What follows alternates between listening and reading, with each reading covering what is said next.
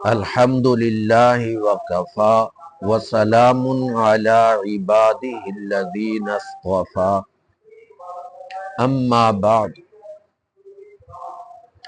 ہم قرآن پاک کا ترجمہ اور تفسیر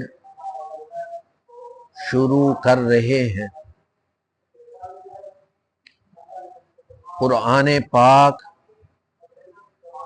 یہ اللہ تعالی کی نازل کردہ کتابوں میں سب سے آخری اور مکمل کتاب ہے۔ اس کے الفاظوں کو سیکھنا، معنی اور مفہوم کو سیکھنا یہ بڑے نصیب کی بات ہے۔ قرآن پاک کی تفسیر سے پہلے بہت سی مباحث سمجھنی پڑتی ہیں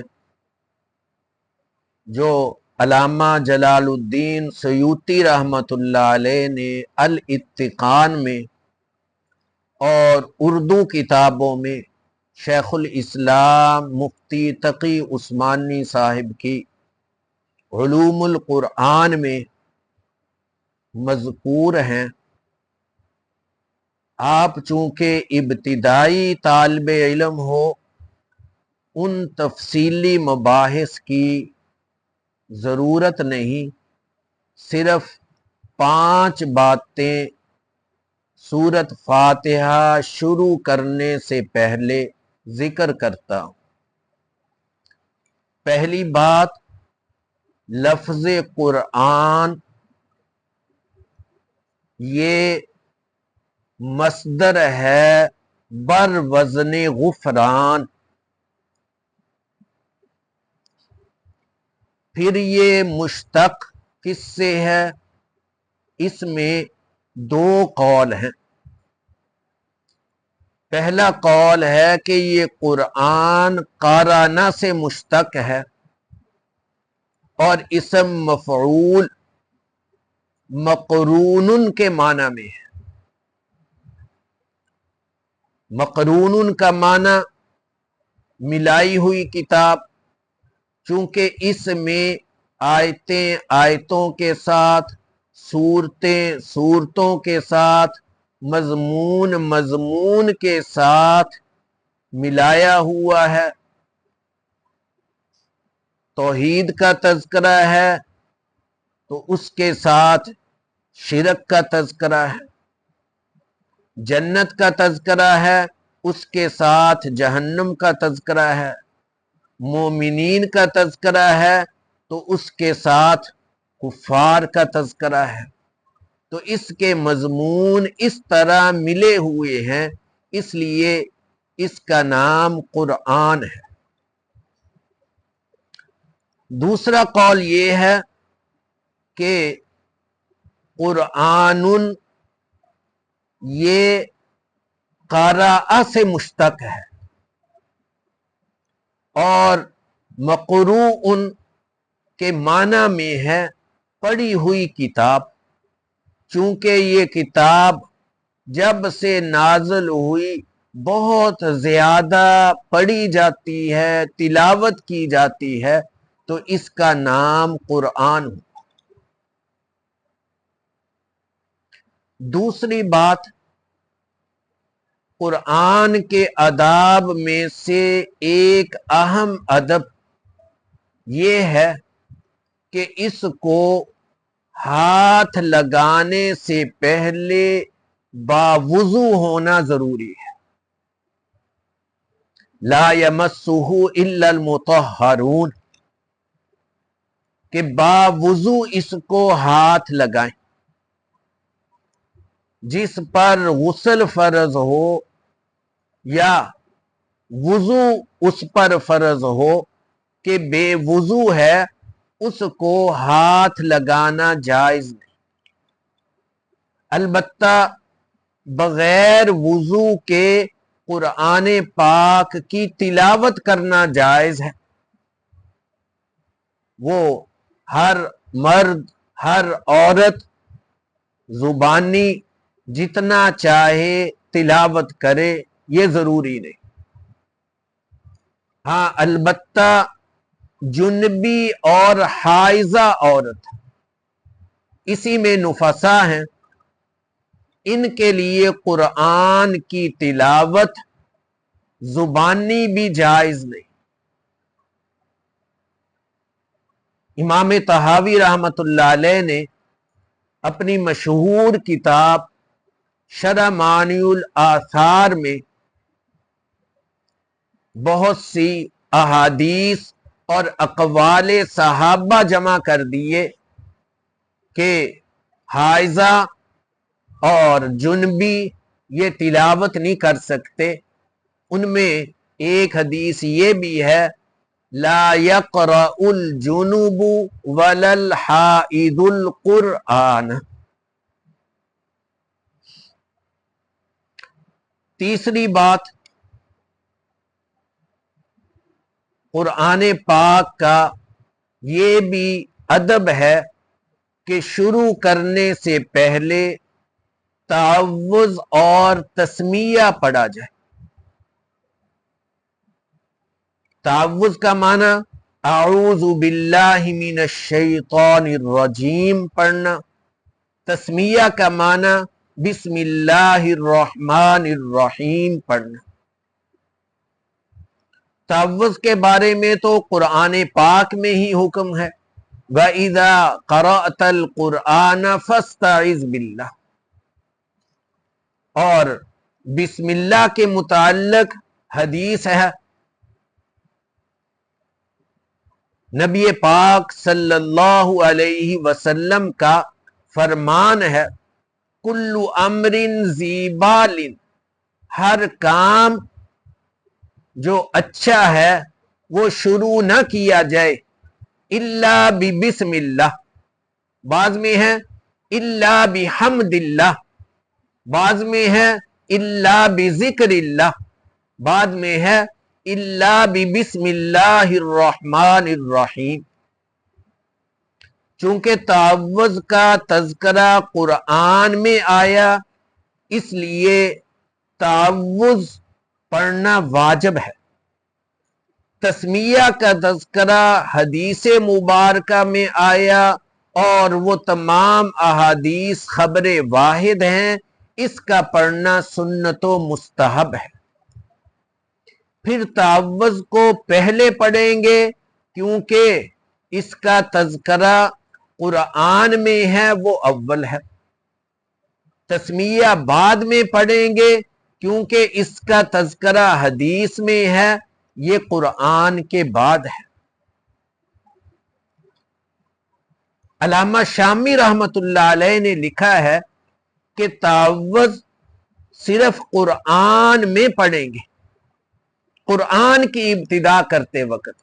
تسمیہ ہر چیز کی، ہر اچھے کام کی ابتدا کے وقت پڑھیں گے، تعوذ ہر جگہ نہیں پڑھیں گے۔ تیسری بات،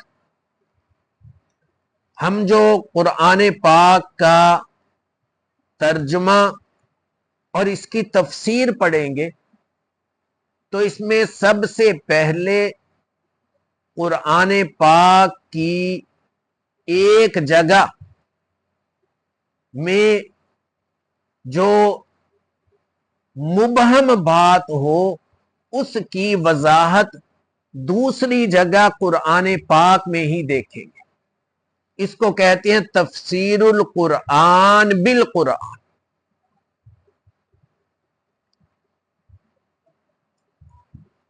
دوسرا درجہ کہ قرآن پاک کی تفسیر ہم حدیث کے ذریعے کریں گے، کیونکہ جس ذات پر یہ قرآن پاک نازل ہوا وہ ذات جتنے اچھے طریقے سے اس کو سمجھا سکتی ہیں اور کوئی نہیں سمجھا سکتا۔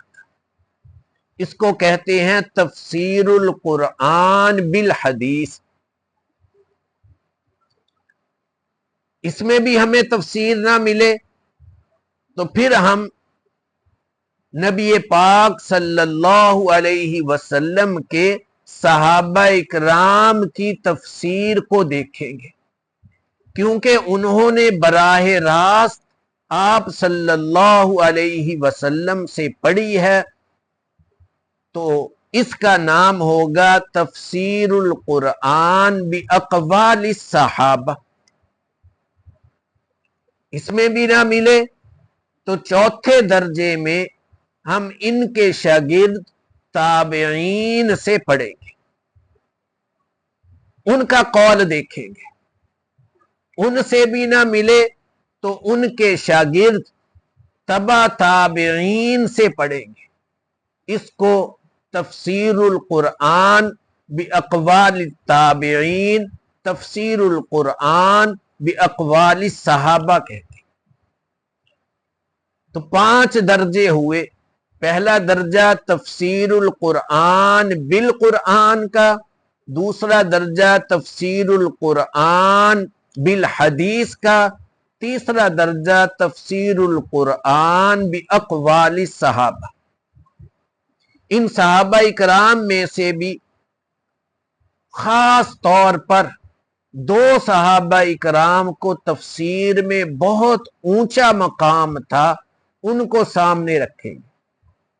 एक हजरत अब्दुल्ला बिन मसऊद रजी अल्लाह ताला अन्हु, ये खुद फरमाते हैं, सहाबा इकराम की मौजूदगी में फरमाते कि तुम समझते हो, तुम जानते हो कि मुझसे ज्यादा कुरान को और कोई समझने और जानने वाला नहीं।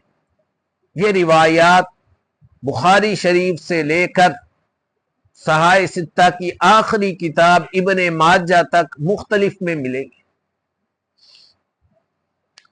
ये इनकी जुज़वी फजीलत है, कुल्ली फजीलत आशरा मुबशरा को ही। दूसरे साहबी हैं अब्दुल्ला बिन अब्बास।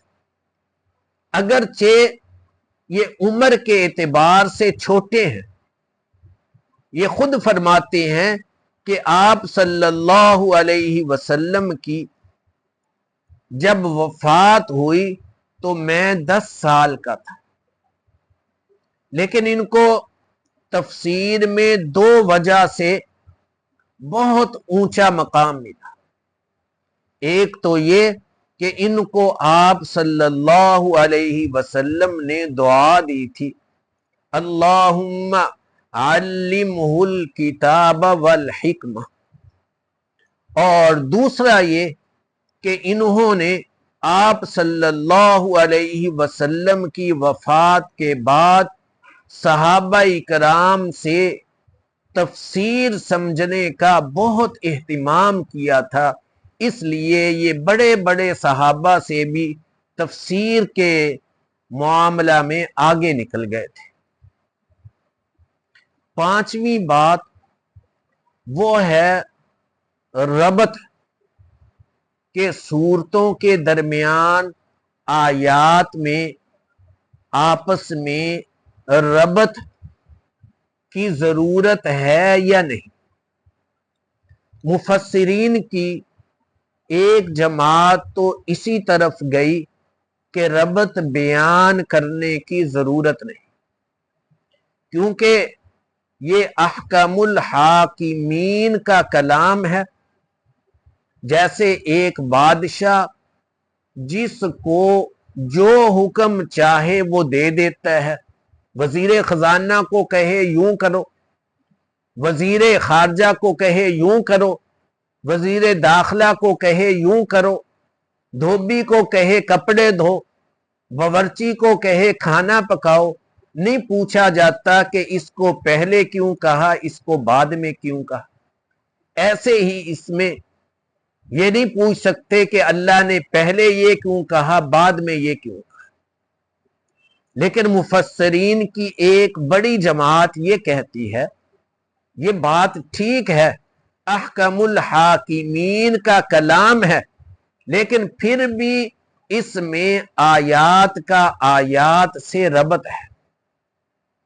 मुतकद्दिमीन में इमाम राजी रहमतुल्लाह अलैह ने रबत बयान करने का बहुत एहतिमाम किया। मुतअखिरीन में हकीमुल उम्मत हजरत थानवी रहमतुल्लाह अलैह ने बहुत एहतिमाम किया। हमारे उस्ताद जी हजरत मौलाना सरफराज खान सफदर रहिमहुल्लाह फरमाया करते थे कि तफसीर की मबाहिस में सबसे मुश्किल तरीन मुझे रबत वाली बहस लगती है, इसलिए वो रबत बयान करने का बहुत एहतिमाम करते कि मेरे शागिर्दों को इससे भी मुनासबत हो जाए। मैं भी इंशाअल्लाह बयानुल कुरान को और इमाम राजी की तफसीर कबीर को और अल्लामा आलूसी रहमतुल्लाह अलैह वगैरह मुफस्सिरीन की किताबों को सामने रखकर रबत का एहतिमाम करूंगा। ये 4 इब्तिदाई बातें हुई। अब आगे हम कुरान पाक का सूरत फातिहा से तर्जुमा और तफसीर शुरू करेंगे।